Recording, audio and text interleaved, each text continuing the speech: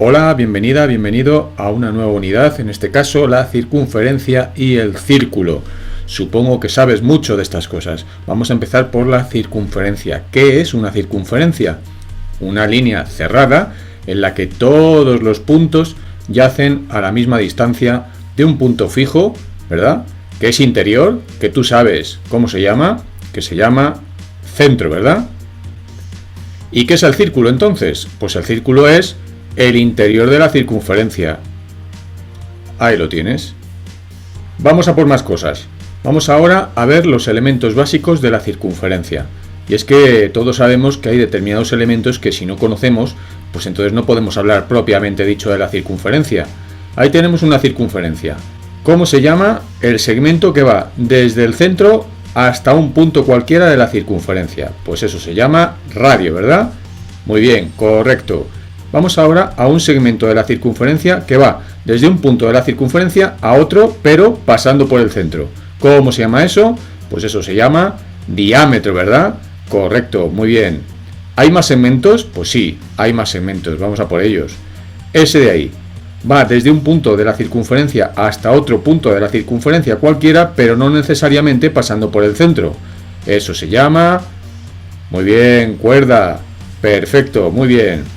Y vamos con esa línea que vas a ver ahora en amarillo, ahí está, una línea que va desde un punto de la circunferencia a otro, pero sobre la circunferencia, pues eso se llama arco, correcto, muy bien. Pues esos son algunos de los elementos básicos de la circunferencia, pero ojo, que es que hay más cosas, vamos a por ellas. Posiciones relativas de dos circunferencias, vamos a ver. Si tenemos dos circunferencias como las que tienes en el dibujo, ¿cómo las llamaríamos? Circunferencias exteriores, correcto, no tienen ningún punto en común. Y si tenemos dos circunferencias como las que tienes ahora en pantalla, esas dos circunferencias son circunferencias tangentes, y el punto de tangencia es el punto que tienen en común. Estas en concreto se llaman tangentes exteriores, pero también se puede ser tangente interior, ahí lo tienes. La circunferencia rosa con la circunferencia marrón también tienen un punto de tangencia, un punto en común, pero la circunferencia rosa está dentro de la circunferencia marrón, ¿de acuerdo? Son todas ellas circunferencias tangentes, tanto exteriores como la naranja y la marrón, como interiores que son la rosa y la marrón. Vamos a por más posiciones entre dos circunferencias, por ejemplo, esas dos. ¿Qué les ocurre a esas dos? Que tienen dos puntos en común. Son circunferencias secantes. ¿Podría ocurrir que dos circunferencias tengan tres puntos en común? No, nunca. Si tuvieran tres puntos en común serían la misma circunferencia. Vamos a por más. Ahí tenemos una circunferencia y su centro. Y resulta que la otra circunferencia es interior y comparte el centro. ¿Cómo se llama estas circunferencias? Circunferencias concéntricas, porque tienen el mismo centro. Y por último, las circunferencias que tienes abajo a la derecha, ¿cómo se llamarían? Pues esas son circunferencias interiores. No son concéntricas porque no tienen el centro en común, pero una de ellas contiene a la otra. Vamos a por más definiciones. Vamos ahora a por las posiciones relativas de una recta respecto de una circunferencia. Y es que si nos encontramos con una circunferencia y una recta, tal y como tienes en el dibujo de la izquierda, ¿qué podríamos decir? Pues que la recta es exterior a la circunferencia. La recta no tiene puntos en común con la circunferencia. ¿Qué pasaría si circunferencia y recta tuvieran un punto en común?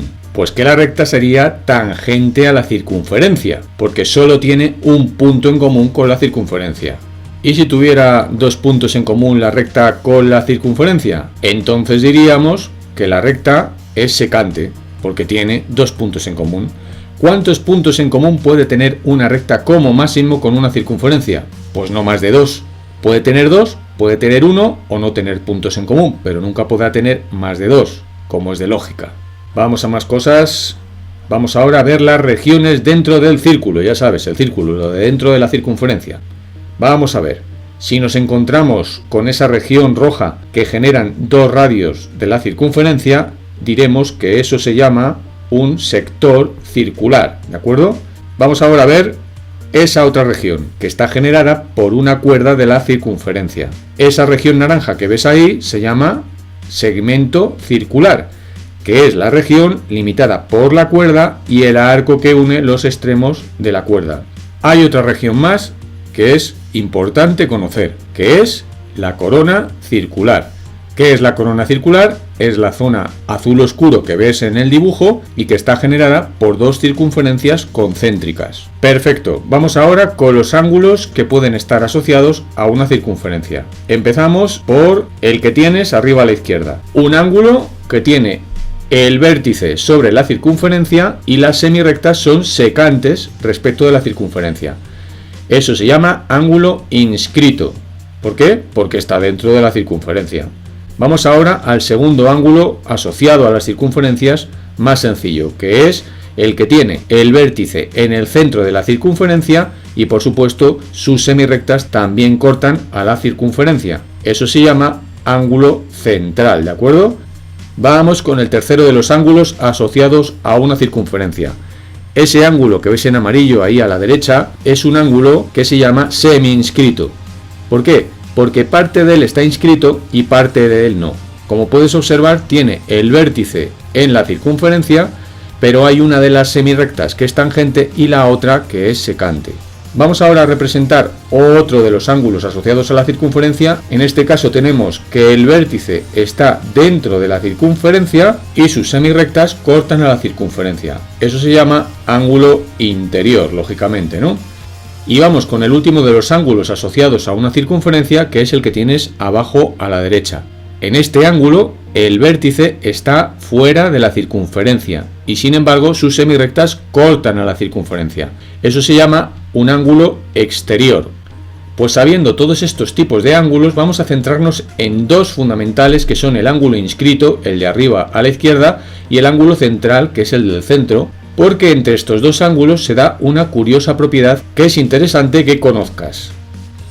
¿Cuál es la relación entre el ángulo central y el inscrito en una circunferencia? Si tenemos esa circunferencia donde vemos que el ángulo azul es un ángulo inscrito, ¿por qué? Porque tiene el vértice en la circunferencia y sus dos semirrectas cortan a la circunferencia, y tenemos a la vez que esos dos cortes con la circunferencia se unen con el centro mediante dos radios, generando un nuevo ángulo, en este caso un ángulo central, el ángulo amarillo, pues resulta que el ángulo central, el amarillo, es el doble que el ángulo inscrito. Si tú multiplicas por 2 la amplitud del ángulo azul, obtienes el ángulo amarillo. Bien, pues vamos a ponernos a prueba con esta propiedad mediante los siguientes tres ejemplos que vamos a ver ahora mismo. Se trata de calcular los ángulos desconocidos. El primero de los ejemplos es el que tienes ahí a la izquierda. Tenemos una circunferencia en la que el ángulo verde mide 75 grados, mientras que el ángulo rosa no sabemos cuánto mide. El ángulo rosa es un ángulo central y el ángulo verde es un ángulo inscrito que genera el ángulo central a partir de sus cortes con la circunferencia. ¿Quién es más grande, el ángulo rosa o el ángulo verde? Evidentemente, el ángulo más grande es el ángulo rosa. ¿Cuánto más grande? Lo hemos visto antes, el doble. Así que si queremos calcular el ángulo rosa, tendremos que multiplicar por 2 al ángulo verde. ¿Y cuánto da eso? 2 por 75, 150 grados. Eso es lo que mide el ángulo central I. Vamos con el segundo ejemplo. Ahí tenemos otra circunferencia en la que ahora nos dan, como puedes observar, el ángulo central, el ángulo rosa. Y lo que nos piden es el ángulo inscrito, el ángulo que genera precisamente los puntos de corte que luego unimos con el centro mediante los radios y formamos el ángulo central de 60 grados. ¿Quién tiene mayor amplitud? ¿Quién es más grande? ¿El ángulo de 60 grados o el ángulo X? Evidentemente, el ángulo más grande es el de 60 grados. El ángulo inscrito es la mitad que el ángulo central, como hemos visto anteriormente. Así que para calcular el ángulo X, lo que tendremos que hacer es dividir entre 2, hacer la mitad del ángulo de 60 grados. ¿Eso cuánto da? 60 entre 2 es 30 grados, así que el ángulo X mide 30 grados. Observa ahora detenidamente la siguiente figura.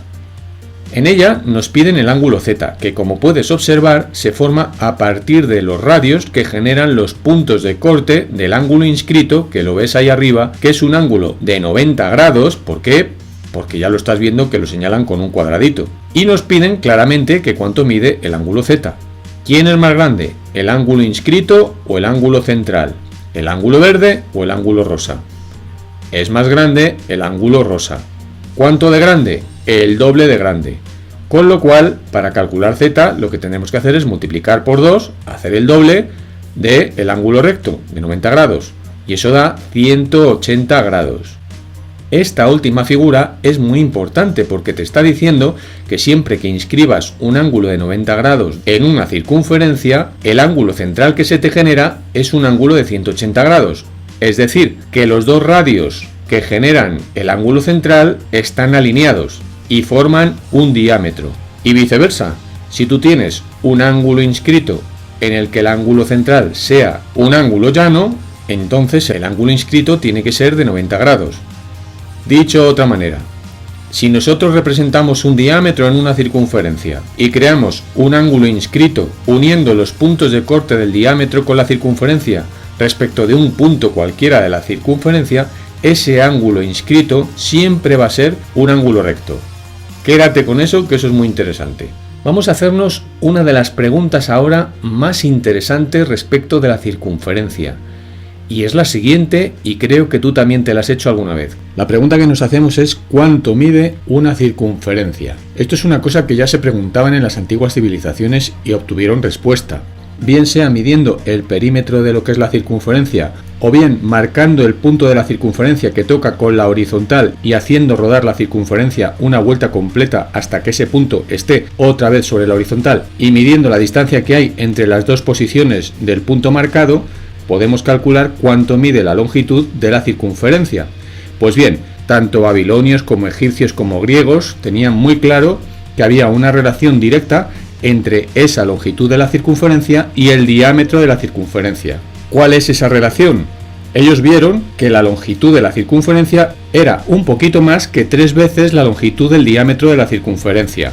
Y siempre ocurría así para cualquier circunferencia. Con lo cual entendieron que había una constante, que nosotros es lo que llamamos pi, que multiplicada por el diámetro resultaba ser la longitud de la circunferencia. Así que la longitud de la circunferencia se puede calcular mediante la longitud del diámetro por esa constante que tú y yo llamamos pi. Por lo tanto, una manera de calcular la longitud de la circunferencia es multiplicar la longitud del diámetro por la constante pi. Ya sabes que por aquel entonces a pi no se le llamaba pi. Muchos le llamaban la constante de la circunferencia. Como todos sabemos que el diámetro mide lo mismo que 2 radios, podemos sustituir en la fórmula el diámetro por 2 veces el radio y se genera la fórmula que tú y yo conocemos, quizá la más popular de la longitud de la circunferencia, que dice que su medición es 2 por pi por r, donde como puedes comprobar el 2 por el r es el diámetro, es decir, que son fórmulas equivalentes. Vamos ahora a ponernos a prueba calculando la longitud de la circunferencia en 2 casos diferentes y utilizando la aproximación para pi 3,14, que supongo que te resultará familiar. Vamos a calcular la longitud de 2 circunferencias usando la aproximación de pi que te dije antes, 3,14. La primera circunferencia es la que ves ahora mismo representada en pantalla. Como puedes observar, nos están dando el radio, 2,3 centímetros. La longitud de la circunferencia es 2 por pi por el radio. Así que nosotros sustituimos donde pone r por 2,3 y donde pone pi por 3,14. Si a eso lo multiplicamos, primero 2 por 3,14 y da 6,28 y ese 6,28 lo multiplicamos por 2,3, obtenemos aproximadamente 14,45 centímetros. Así que la línea morada, la circunferencia, mide aproximadamente 14,45 centímetros. Vamos ahora con la circunferencia azul. En la circunferencia azul, como puedes observar, nos están dando el diámetro. El diámetro mide 3 centímetros. Como se trata de calcular la longitud de la circunferencia, volvemos a utilizar la fórmula 2 por pi por r.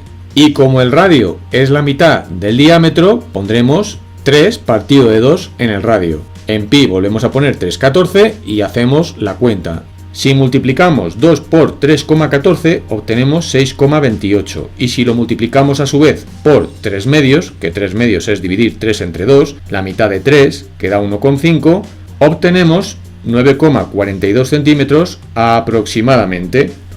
¿Qué hubiera pasado si en vez de utilizar la fórmula 2 por pi por r hubiéramos utilizado el diámetro por pi, que era la otra fórmula equivalente a la que tienes en pantalla. Pues hubiera pasado que hubiéramos obtenido lo mismo. Hubiéramos hecho diámetro, que es 3, por pi, que es 3,14, 3 por 3,14, hubiéramos obtenido también 9,42 centímetros aproximadamente. ¿Por qué decimos siempre aproximadamente? Porque 3,14 es una aproximación de pi a las centésimas. Y entonces cabe la pregunta, ¿podríamos calcular pi con todos sus decimales? Tú ya sabes que el número pi es la relación que existe entre el diámetro y la longitud de la circunferencia. El conocimiento de la existencia de pi se remonta a las civilizaciones más antiguas, que se dieron cuenta de que, dada una circunferencia cualquiera y su longitud de la circunferencia, había una relación entre ella y lo que es el diámetro de la misma, que era precisamente que la longitud de la circunferencia entre el diámetro de la misma era exactamente una constante. En todas las circunferencias se daba el mismo resultado, ese resultado que tú y yo llamamos pi. Pero ¿quién es pi? Y sobre todo, ¿cuántos decimales tiene? ¿Podríamos dar todos los decimales del número pi? Uno de los primeros matemáticos que se interesó en conocer cuáles eran los decimales del número pi y dar una aproximación cada vez mayor a este número fue Arquímedes de Siracusa. Este gran matemático, que vivió entre el 287 a.C. y el 212 a.C., dejó escrito en el tratado Medida del Círculo un método y una aproximación del número pi dando un valor por debajo y un valor por encima. En concreto decía que pi era superior a 3 más la fracción 10/71 y era menor que 3 más un séptimo, lo que viene a significar en números decimales que pi estaba por encima del decimal 3,140845507 y estaba por debajo del decimal periódico puro 3,142857. ¿Pero cómo hizo eso? ¿Qué es lo que hizo Arquímedes de Siracusa para intentar calcular aproximadamente el número pi, dando un valor por debajo de él y un valor por encima de él, pero lo suficientemente cercanos a él? Pues se le ocurrió lo siguiente. Él sabía, como te he contado antes, que al dividir la longitud de la circunferencia entre el diámetro de la misma, se obtenía ese valor que antes no se llamaba pi y que a raíz de los trabajos de Arquímedes se llamó número arquimediano. Bien, pues se le ocurrió inscribir polígonos regulares en la circunferencia partiendo del hexágono regular que tienes en la pantalla y duplicando sucesivamente los lados del polígono regular, de tal modo que en cada fase del experimento dividía el perímetro del polígono regular entre el diámetro de la circunferencia y le serviría como aproximación de ese número que ahora llamamos el número pi. Partió en la primera fase del hexágono regular, que como puedes observar tiene 6 lados, y la división del perímetro del polígono regular entre el diámetro de la circunferencia le dio un valor de 3.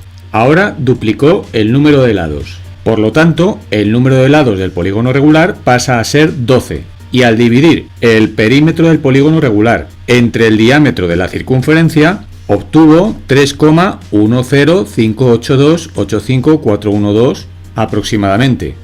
Ese número es más cercano que 3 a lo que nosotros conocemos como el número pi. No quedó así la cosa, sino que volvió a duplicar el número de lados del polígono regular, pasando a ser 24. Ahora la división del perímetro del polígono regular entre el diámetro de la circunferencia arroja un número más cercano todavía a lo que es el número pi, 3,1326286133. ¿Por qué se va acercando al número pi? Porque como tú y yo sabemos que la longitud de la circunferencia dividida entre el diámetro es el valor de pi y los lados del polígono regular van siendo cada vez más y más y más y se van confundiendo con la circunferencia, es de lógica que el perímetro del polígono regular entre el diámetro sea cada vez más cercano a lo que es el número pi. Vamos a duplicar una vez más, que también lo hizo Arquímedes. Ahí tienes un polígono regular de 48 lados. Prácticamente no se distingue ya de la circunferencia. el perímetro del polígono entre el diámetro de la circunferencia arroja un número que es 3,139350203, cada vez, como ves, más próximo al número pi. Y Arquímedes terminó su experimento con el polígono de 96 lados, es decir, duplicó de nuevo el número de lados del polígono regular. Tú imagínate hacer esto en un arenario o simplemente en una hoja, sin ordenador. Ahora tenemos ya 96 lados. Prácticamente el polígono a simple vista ha colapsado a la circunferencia. Y fíjate cómo el perímetro del polígono regular entre el diámetro de la circunferencia da un valor 3,14103199509. Es decir, con un polígono de 96 lados, las 4 primeras cifras de pi, 3, 1, 4 y 1, son exactas. Entonces ahí es donde Arquímedes decidió, porque ya no podía pasar al siguiente polígono que hubiera tenido 192 lados, el doble de 96, y eso es prácticamente imposible de hacer sin un ordenador. Por mucho que representes la circunferencia y el polígono sobre un papel o sobre arena o sobre lo que sea, ya tiene que ser muy pero que muy grande la circunferencia para que tú puedas distinguir perfectamente al polígono de la circunferencia.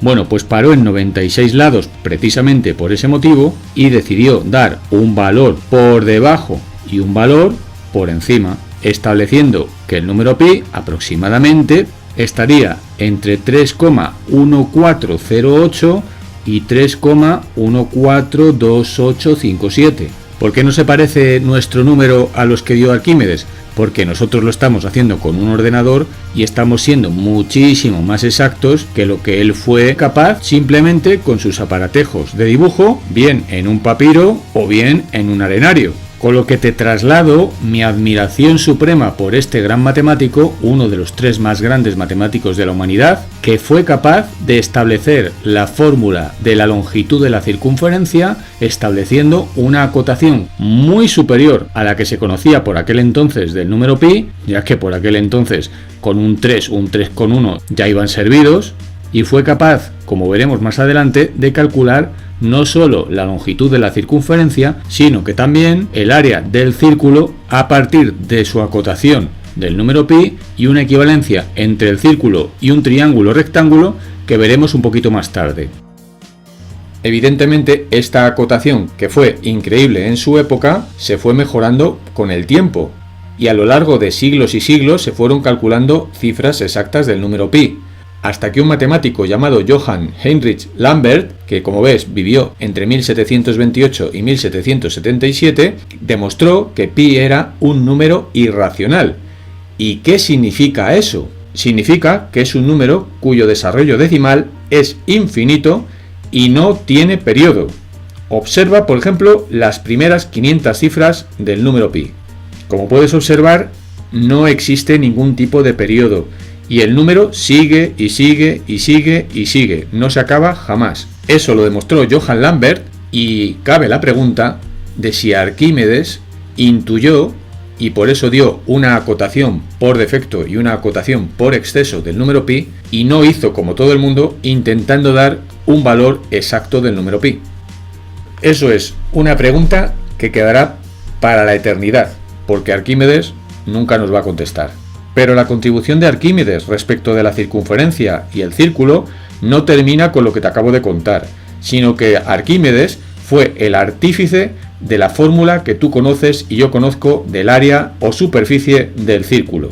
Esa fórmula se la debemos también a este gran matemático griego y la demostración de la fórmula puedes encontrarla en su tratado Medida del círculo, en la que a través de una equivalencia entre el área del círculo y el área de un determinado triángulo rectángulo, obtenía esa fórmula que tú tienes que saber, y es que el área del círculo es pi por r al cuadrado. ¿Qué hizo Arquímedes para descubrir la fórmula del área del círculo? Primeramente tomó un círculo de radio r cualquiera y pensó que el círculo que genera podía estar formado por infinitas circunferencias de radios más pequeñitos, como puedes ver en la figura, donde los hemos representado por colores diferentes, y se le ocurrió vaciar al círculo extendiendo las longitudes de cada una de las circunferencias unas encima de otras, y como puedes observar, se van colocando en forma de triángulo. ¿Qué dimensiones tiene ese triángulo? La base, el segmento de abajo, es la longitud de la circunferencia máxima inicial que nosotros hemos representado, lo que envuelve al círculo, 2pi por el radio. Y por altura tiene exactamente la misma medida que el radio inicial de la circunferencia planteada. Todo esto lo dejó plasmado en la proposición primera de su tratado Medida del círculo, donde exactamente decía: todo círculo es igual a un triángulo rectángulo, que es el que estás viendo en la pantalla, cuyo radio es igual a uno de los lados que forman el ángulo recto, ahí le tienes en vertical, es precisamente el radio de la circunferencia que hemos representado, y el perímetro es igual a la base, es decir, que la longitud de la circunferencia máxima, la que hemos representado al principio, es la base, como te he dicho anteriormente. Por lo tanto, el área del círculo es el área del triángulo rectángulo que tienes en pantalla. Como el área del triángulo tú y yo sabemos que es base por altura y dividido entre 2, procedamos a ver lo que es la base y lo que es la altura. El propio Arquímedes nos lo dejó claro. La base es la longitud de la circunferencia máxima, es decir, 2 por pi por r, mientras que la altura es el radio de la circunferencia. Total, que el área del círculo sería 2 por pi por r, la base, por eso lo he puesto entre paréntesis, por la altura y dividido entre 2. Como puedes observar, en esa fracción arriba y abajo hay un 2, es decir, el número de arriba siempre va a ser múltiplo de 2 y el número de abajo también va a ser múltiplo de 2. Así que podríamos simplificar entre 2 y obtendríamos que el área del círculo es pi por r y por r. Pero claro, r por r utiliza las propiedades de las potencias y verás que es pi por r al cuadrado. Cuando tú multiplicas dos potencias con la misma base, se pone la misma base y se suman los exponentes. En este caso los exponentes son unos, así que 1 más 1, 2. Por eso queda r cuadrado. Así que el área del círculo es pi por r al cuadrado. Esto es lo que hizo Arquímedes sin álgebra, lo hizo representando, dibujando y llegando a conclusiones, pero sí que la fórmula que tienes ahí en pantalla es la fórmula que le debemos a él. Vamos ahora a ponerla en funcionamiento con los siguientes ejercicios o ejemplos. Calcula el área de las siguientes figuras planas. Tenemos en principio un círculo que mide de diámetro 4,2 centímetros. ¿Qué haremos para calcular el área? Pues lo primero que haremos será poner la fórmula pi por r cuadrado. Ahora, ¿qué hacemos? Calcular el radio. ¿Cuánto es el radio de este círculo? La mitad de 4,2, es decir, 4,2 entre 2. Así que vamos a poner pi por 4,2 entre 2 al cuadrado. Donde ponía r, hemos puesto 4,2 entre 2. ¿Cuánto es 4,2 entre 2? Pues eso es 2,1. Pues habrá que hacer 3,14, que es pi, por 2,1 al cuadrado. ¿Y cuánto da eso? Pues eso ya, echamos la cuenta, primero elevamos al cuadrado y luego multiplicamos por 3,14 y nos queda 13,85 centímetros. Como puedes observar, muy fácil y gracias a la fórmula de Arquímedes. Vamos ahora con otra figura que te va a sorprender y es una corona circular. Como puedes observar, la circunferencia más grande tiene un radio de 1,1 centímetros, mientras que el radio de la circunferencia pequeñita mide 0,6 centímetros. ¿Qué habrá que hacer para calcular el área de la corona circular, el área roja? Pues habrá que restar el área del círculo grande menos el área del círculo pequeño. Es de lógica. Vamos a calcular cada una de las áreas utilizando la fórmula de Arquímedes. Así que habrá que hacer área del círculo grande, pi por r al cuadrado. ¿Y qué r? El 1,1. Mientras que el área del círculo pequeño será pi por r al cuadrado. Como puedes observar, le he puesto una r minúscula para diferenciar los dos radios porque son distintos, y en esa r minúscula habrá que poner 0,6 centímetros, de tal modo que esto queda pi por 1,1 al cuadrado menos pi por 0,6 al cuadrado.